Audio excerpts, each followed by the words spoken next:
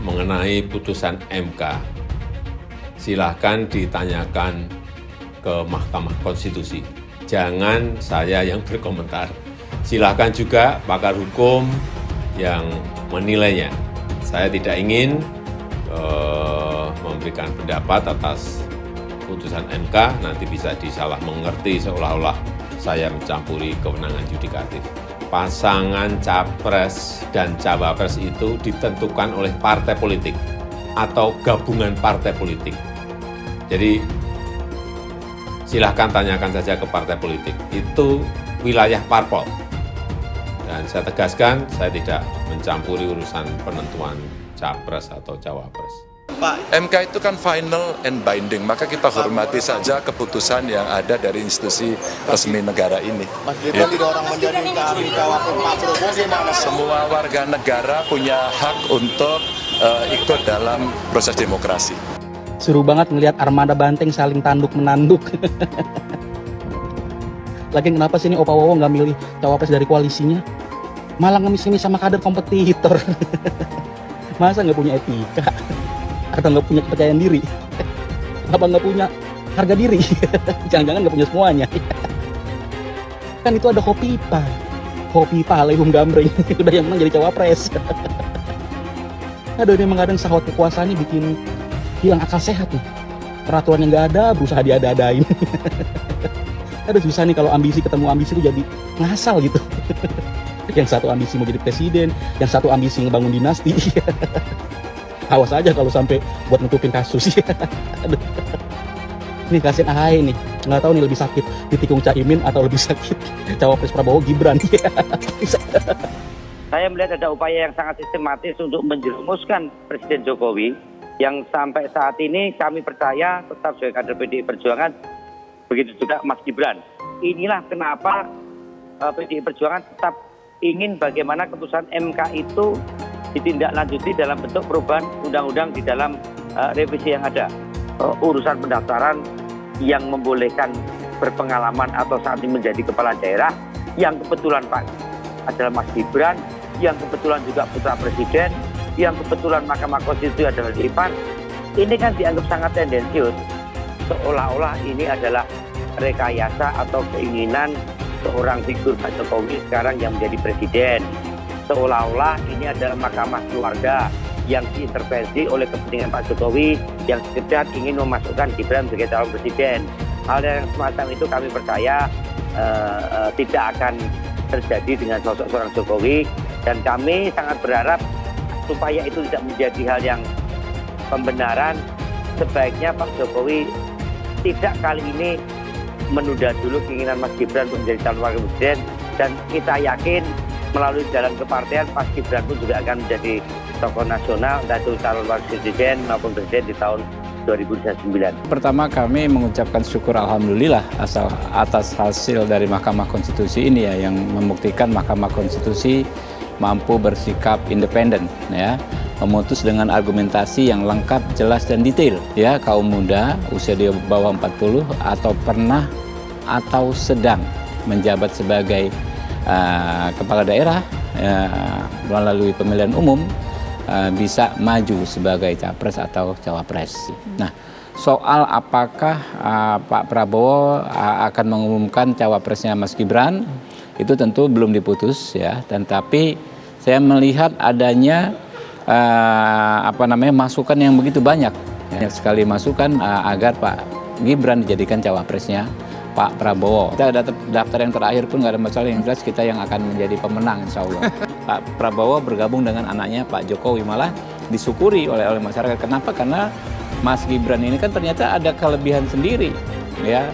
Tokoh muda, berpengaruh, ya, berprestasi dan lain sebagainya. Di Koalisi Indonesia Maju itu kan ada Golkar, ada PAN, ada Demokrat, ada partai-partai lain yang kira-kira masing-masing tuh punya jagonya lah.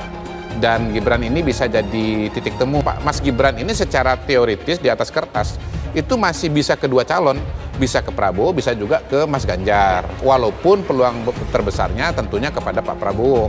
Karena Pak Prabowo yang sudah ngelamar, Mas Ganjar kan belum ngelamar kan. maka pasangan Prabowo Gibran yang akan menjadi calon dari Koalisi Indonesia Maju. Proses mendukung Pak Prabowo ini melalui proses yang panjang yang dilakukan oleh Projo sebagai organisasi masyarakat. Pak Jokowi itu bilang begini, menurut kami makna yang disampaikan Pak Presiden itu sudah jelas buat kami. Dan yang terakhir ini yang paling penting, gongnya 8 kali waktu membuka rakernas kami, sehingga 8 kali itu jadi tanda bahwa kita harus mendukung Pak Prabowo sebagai Capres 2024. Begitu, gong 8 kali itu yang penting. Diperlukan pemimpin memiliki keberanian, berani mengambil risiko, punya nyali, berani menghadapi tekanan negara-negara besar. Rakyat butuh pemimpin yang tidak banyak bicara, tetapi banyak kerja.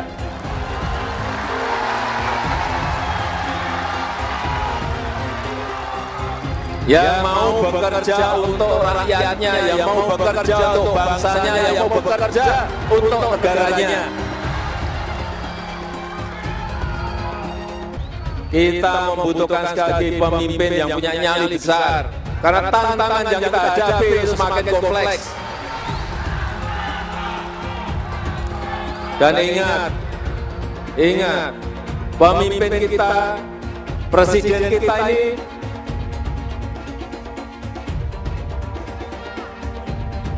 memiliki tanggung jawab untuk membawa kapal besar Indonesia yang penduduknya sekarang sudah 278 juta.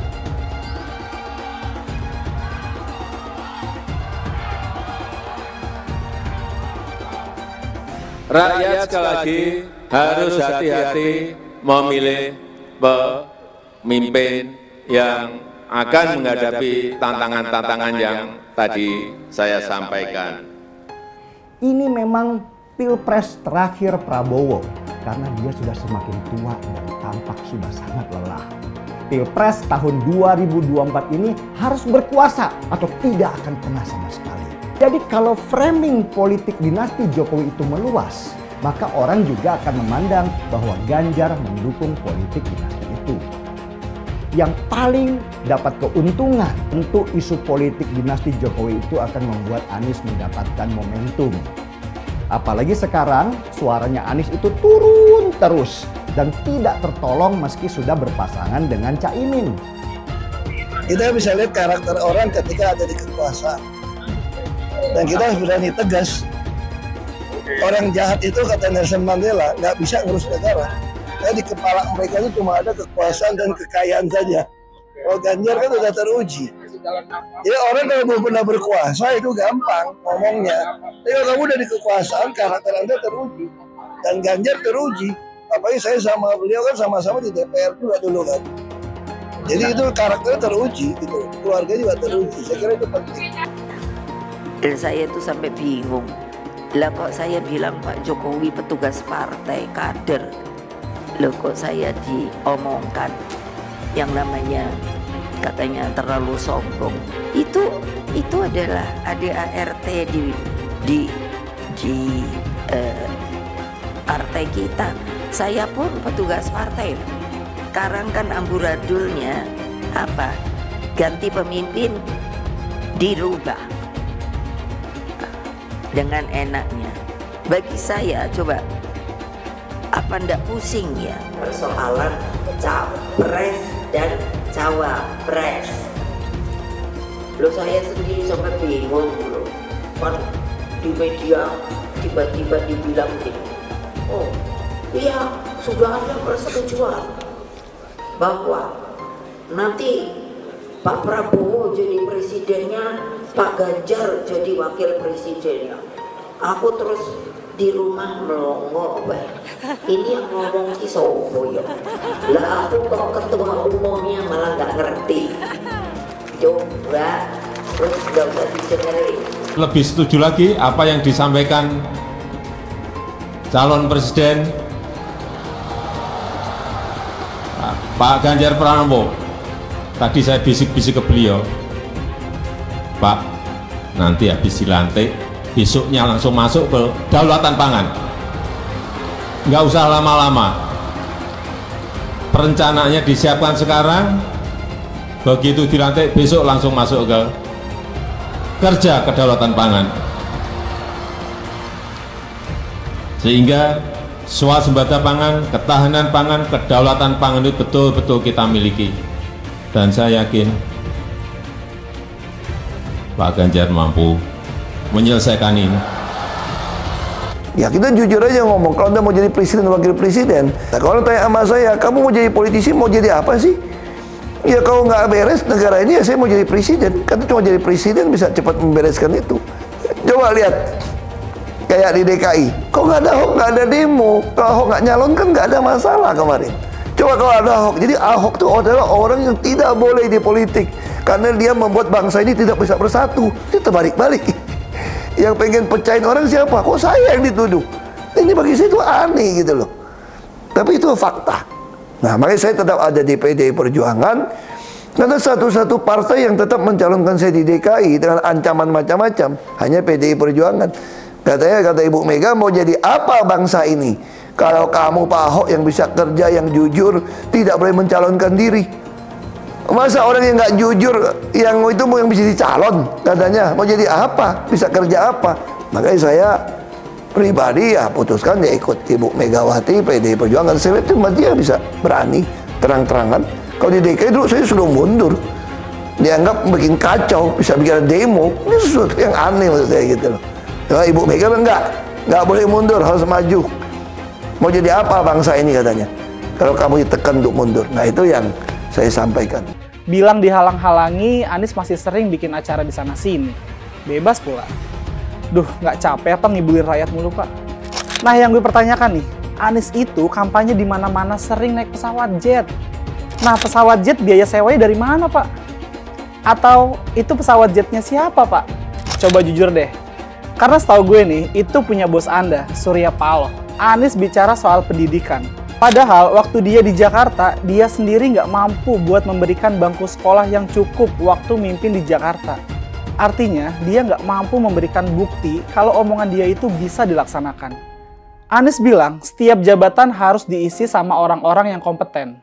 Lah, faktanya di Jakarta, beberapa jabatan diisi sama orang-orang dekatnya dia. Nggak kompeten pula. Terus TGUPP, itu yang jumlahnya seabrek-abrek, fungsinya buat apa, Pak? Kok Jakarta makin berantakan sih? Sekali lagi, Anies nggak bisa membuktikan omongannya. Anies bilang dia akan membuka lapangan kerja. Yang dulu janjinya 200.000 lapangan kerja, ternyata cuma omong kosong, alias cuma janji palsu. Soal pembangunan yang berkelanjutan. Dia bilang di Jakarta dia udah meneruskan yang udah baik. Lu jangan percaya ya, itu ngibul. Faktanya nggak seperti itu loh. Belum lagi nih, program penanggulangan banjir. Jadi di daerah Jakarta itu ada daerah yang sebelumnya udah bebas banjir. Pas Anies mimpin, kok bisa-bisanya daerah itu banjir lagi? Gimana nggak banjir kalau kalinya udah nggak pernah dikeruk sama dibersihin, Pak? Kalau soal Jakarta, gue bisa bicara banyak deh. Jadi gue saksi bobroknya kepemimpinan Anies di Jakarta.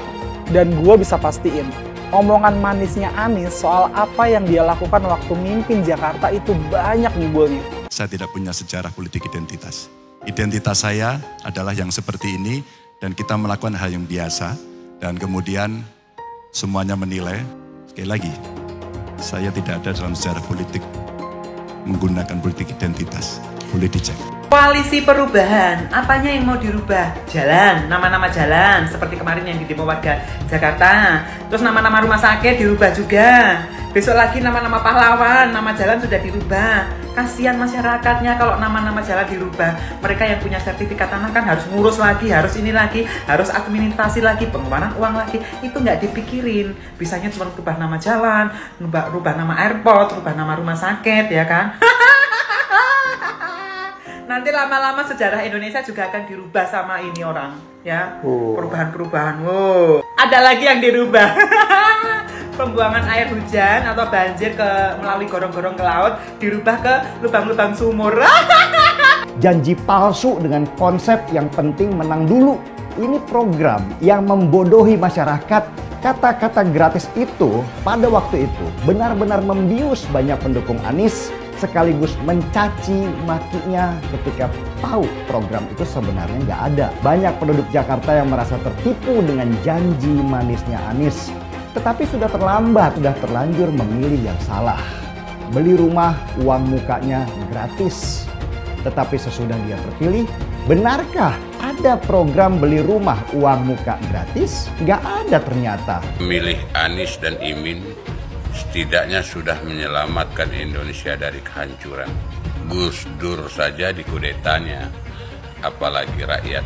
Yang satu memang jago kata-kata, jago beretorika,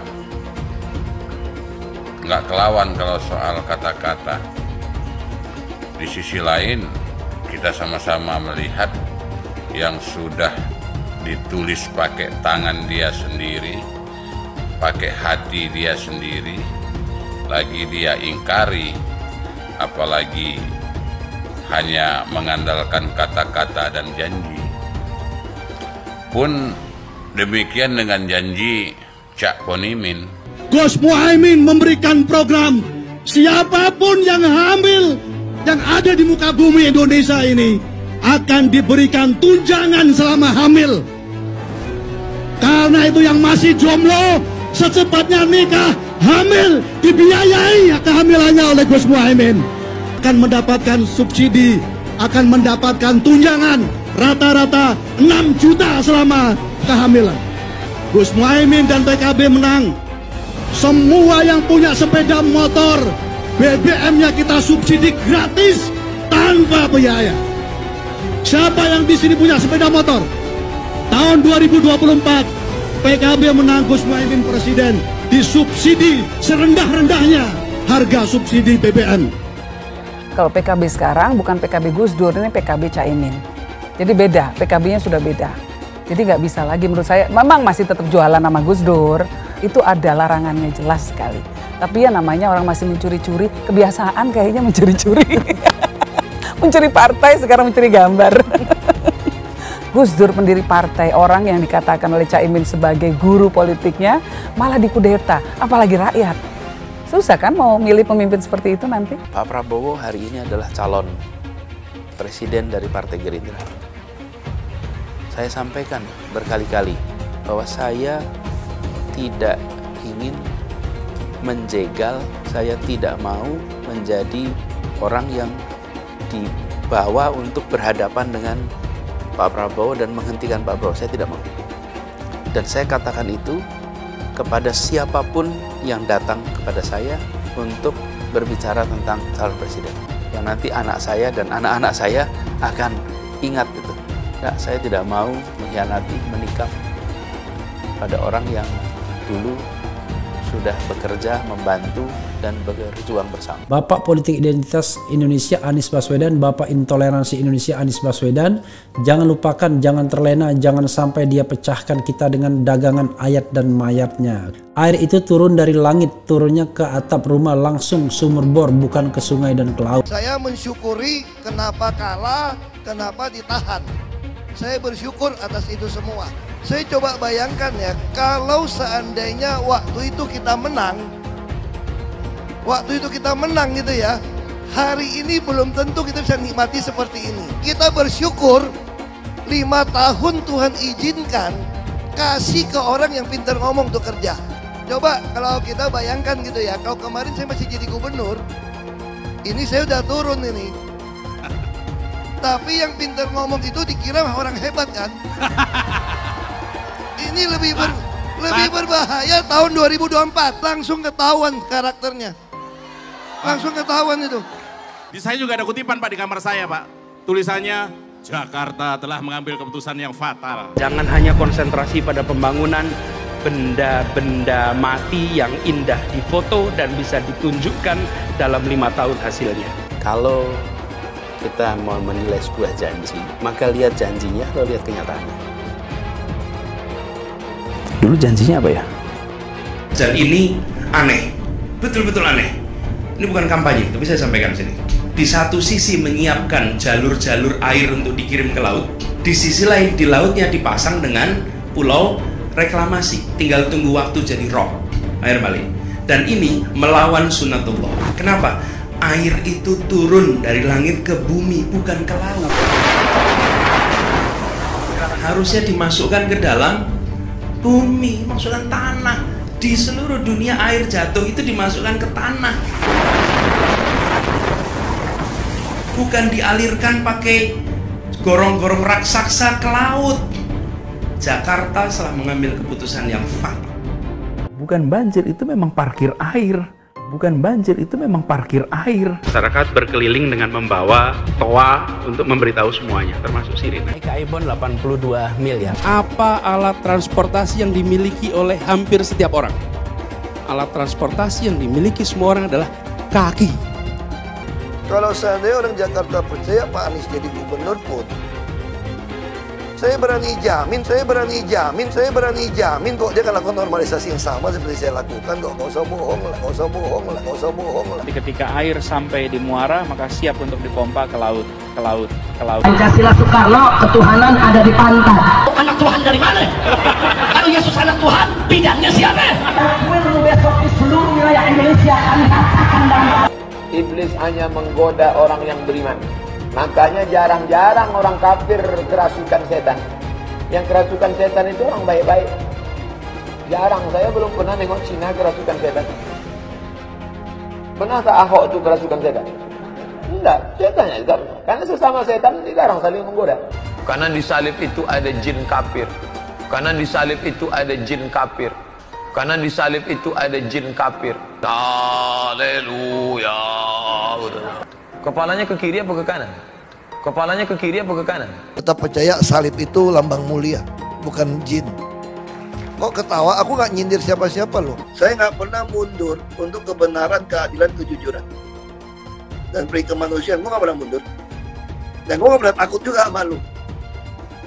Siapapun yang rasis, gue akan hadapin. Karena rasis itu tidak berperi kemanusiaan. Sama saya ditanya dulu kan, kamu nyesel nggak statement kamu di Pulau Seribu sehingga masih masuk penjara? Tidak pernah nyesel, karena saya mengatakan kebenaran. Anies merupakan antitesis daripada Pak Jokowi. Antitesis artinya bertolak belakang dengan Jokowi.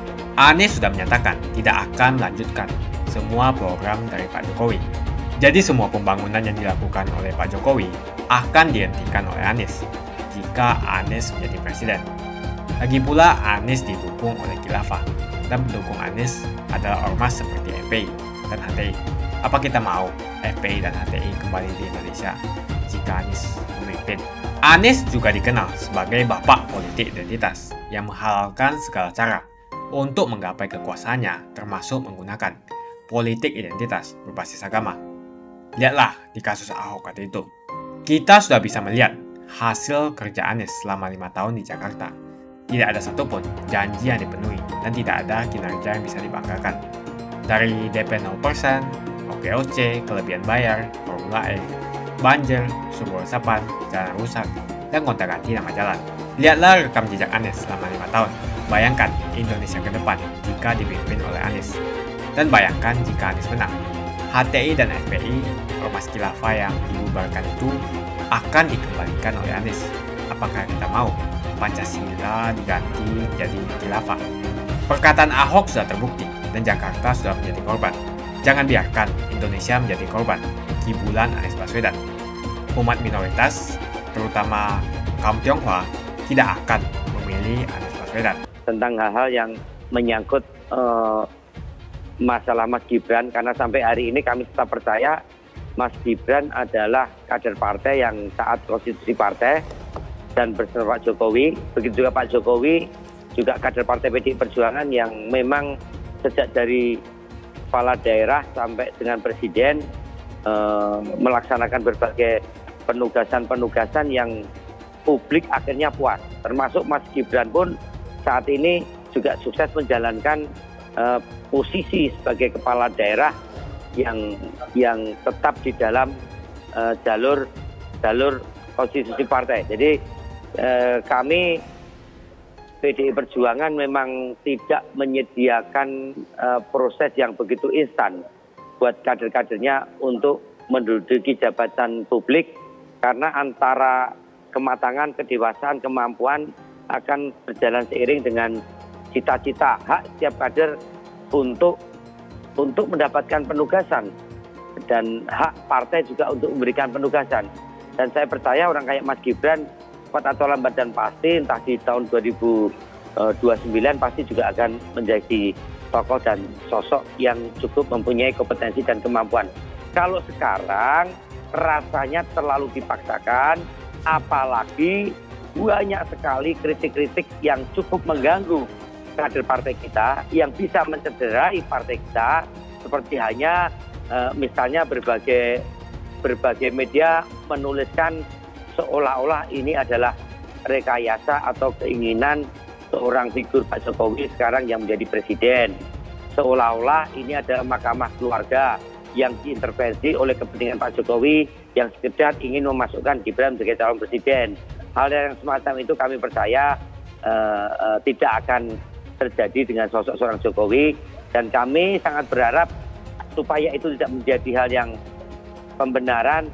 Sebaiknya Pak Jokowi tidak kali ini menunda dulu keinginan Mas Gibran untuk menjadi calon wakil presiden, dan kita yakin melalui jalan kepartean Mas Gibran pun juga akan menjadi tokoh nasional, entah itu calon wakil presiden maupun presiden di tahun 2029. Ada kewenangan yang sangat besar pemimpin nasional di presiden dan calon wakil presiden di dalam kekuasaan tersebut. Kami percaya kekuasaan yang besar itu sangat ditunggu pada saat dari rakyat oleh rakyatnya pada 14 Februari. Untuk rakyatnya akan 5 tahun.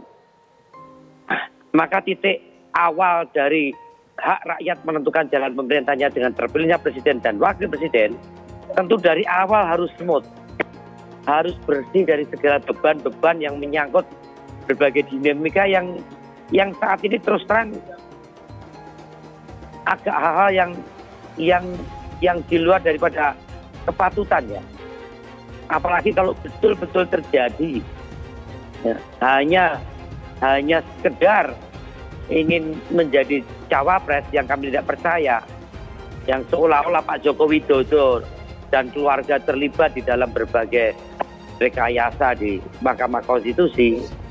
Kami saat ini tidak percaya, apalagi itu diarahkan pada Mas Gibran, di mana untuk menjadi calon wakil presiden perlu ada usaha untuk mengotak-atik konstitusi demi kekuasaan. Ini yang menurut saya ada hal yang kurang pas kalau toh itu benar terjadi. Maka kami percaya sampai hari ini Pak Joko Widodo tidak akan mengizinkan Mas Gibran untuk menjadi salah satu kandidat calon wakil presiden, karena Pak Jokowi juga tahu persis bagaimana menyiapkan putra-putrinya, termasuk cara beliau sejak dari kepala daerah, gubernur sampai presiden, yang tentunya situasinya sangat berbeda dalam iklim yang saat ini menjadi wacana yang sangat negatif terkait dengan keputusan MK ini. Saya yang tahu betul Pak Joko Widodo dan tahu juga Mas Wali amat sangat ya kecewa dan juga tidak rela Mas kalau Aryadi sampai ada penghujatan yang semacam itu. Terkait dengan MK masih berusaha apakah keputusan MK itu otomatis menjadi undang-undang pemilu, apakah KPU dan Bawaslu saat ini akan menyelenggarakan pemilu yang tanpa perubahan undang-undang terkait dengan batas usia yang sampai hari ini masih hanya 40 tahun tanpa ada perkecualian. Ya, kami melihat, menurut kami keputusan MK harus ditindaklanjuti ke perubahan undang-undang pemilu. Ya, siapapun nanti yang akan maju, apalagi ada tambahan klausul tadi, sedang atau pernah menjadi kepala daerah dengan usia 40 tahun saat ini menjadi keputusan untuk bisa didaftarkan ke KPU. Belum ada perkecualian pernah atau sedang menjabat kepala daerah. Dan PKPU itu sumbernya adalah undang-undang. Isi keputusan MK ini menurut PDI Perjuangan masih perlu adanya suatu revisi undang-undang pemilu. Kami tidak ingin perubahan-perubahan yang terjadi di MK saat ini, kalau toh itu tidak diupayakan menjadi suatu perubahan undang-undang, nanti semua hal saat ini terus disalahkan kepada Presiden. Saya melihat ada upaya yang sangat sistematis untuk menjerumuskan Presiden Jokowi yang sampai saat ini kami percaya tetap sebagai kader PDI Perjuangan, begitu juga Mas Gibran. Inilah kenapa PDI Perjuangan tetap ingin bagaimana keputusan MK itu ditindaklanjuti dalam bentuk perubahan undang-undang di dalam revisi yang ada. Baik. Ya. Karena sekarang hujatan-hujatan sudah tidak pada tempatnya. Saya melihat bahwa Presiden sebagai kepala negara adalah juga sebagai simbol atau pemimpin yang harus kita jaga kehormatannya, dan upaya itu salah satunya bagaimana keputusan MK itu ditindaklanjuti dalam bentuk perundang-undangan. Kalau tidak, kemudian hal-hal yang menyangkut hal-hal upaya sistematis seperti yang disampaikan oleh para pengamat, media sosial, ini kemudian akan terjawab. Tapi kalau itu DPR ikut membahas, maka kalau toh ada kesalahan atau ada hal-hal yang tidak begitu berkenan di para penggiat demokrasi, DPR juga punya tanggung jawab dalam persoalan itu. Saya kira itu. Dulu Anies bisa menang karena menggunakan agama dan etnis. Isu agama, ras, dan antar golongan dinikmati oleh relawan Anies. Saat itu Anies didukung oleh FPI, HTI, dan pengasong khilafah lainnya. Pada akhirnya Ahok harus kalah, namun kekalahan dia adalah kekalahan yang membuka mata rakyat Indonesia bahwa masih ada orang-orang yang menang dengan cara menggunakan politisasi agama atau politik identitas berbasis agama. Ternyata banyak sekali orang yang dengan mudah terhasut lewat jalan-jalan seperti itu. Relawan Anies terutama dari FPI, HTI, PA212 seperti Bahar Smith dan Rizik Syihab selalu menghujat Cina, etnis Cina. Tapi saat ini negara Cina sudah menjadi nomor 1 di dunia. Saya bangga sebagai Cina. Etnis Tionghoa dicap sebagai pemberontak, sedangkan etnis Arab dianggap sebagai Tuhan atau tuan dari pribumi. Etnis Arab dipuja-puja dan dianggap sebagai dewa.